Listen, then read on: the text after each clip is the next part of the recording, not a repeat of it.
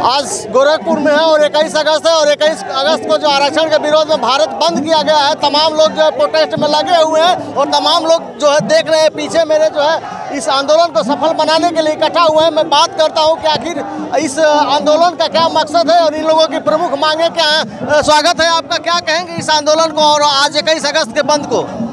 देखिए, supreme court ने पिछड़ापन और प्रतिनिधित्व ये दो शब्दों का घालमेल किया है।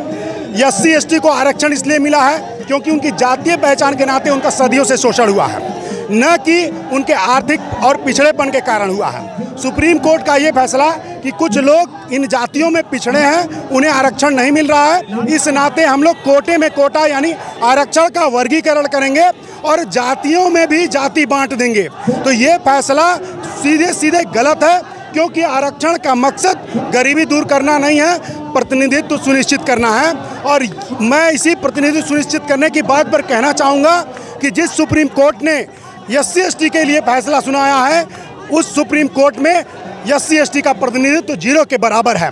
तो उस सुप्रीम कोर्ट से कैसा फैसला आएगा और हम उसको क्यों माने?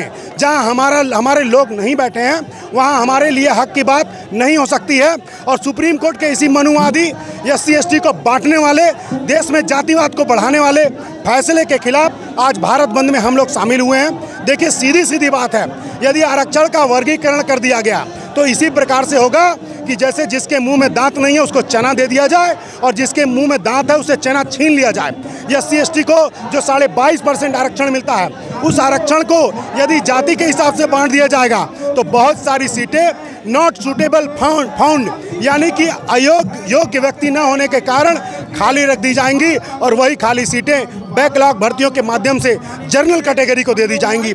इसी साजिश के तहत, इसी SC/ST के 22.5% आरक्षण को खत्म करने की साजिश के तहत मनुवादी जजों ने ये फैसला सुनाया है, जिसके विरोध में आज पूरे देश का बहुजन सड़कों पर है और भारत बंद का समर्थन कर रहा है। आज हम पूर्वांचल सेना के लोग, असुर छात्र संगठन, बहुजन समाज पार्टी के नेतृत्व में हो रहे भारत बंद का समर्थन कर रहे हैं और हम लोग इस भारत बंद के माध्यम से, विरोध प्रदर्शन के माध्यम से केंद्र सरकार से ये मांग करते हैं कि आरक्षण में वर्गीकरण के इस तानाशाही फैसले को तत्काल बदला जाए, क्रीमी लेयर लगाने के फैसले को तत्काल अध्यादेश ला करके बदला जाए और SC/ST की जिन जातियों को आरक्षण का लाभ नहीं मिल पाया है, यानी कि वो दावेदारी करने में सक्षम नहीं है, उनकी पढ़ाई लिखाई के लिए, उनको आरक्षण का लाभ लेने के लिए दावेदारी करने के लिए तैयार करने के लिए आवश्यक कार्यक्रम बनाया जाए और राष्ट्रीय स्तर पर लागू करके SC/ST उन जातियों का अपलिफ्टमेंट करा जाए ताकि वो आरक्षण को क्लेम कर सके।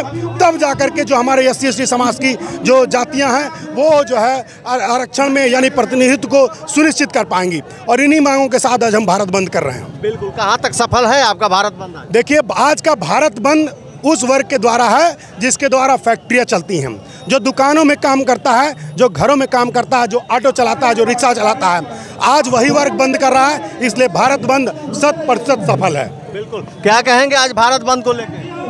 भारत बंद आपको देख रहे हैं अनमोल जी कि जैसे ये गोरखपुर शहर है और गोरखपुर में सुबह से मैं हूँ इस समय और दिखाई दे रहा है कि कहीं भी, ठीक है, दुकानें खुली नहीं है। आप कैमरा घुमा के चारों तरफ देख लीजिए तो पूरी तरह से भारत बंद पूरा सफल रहा है।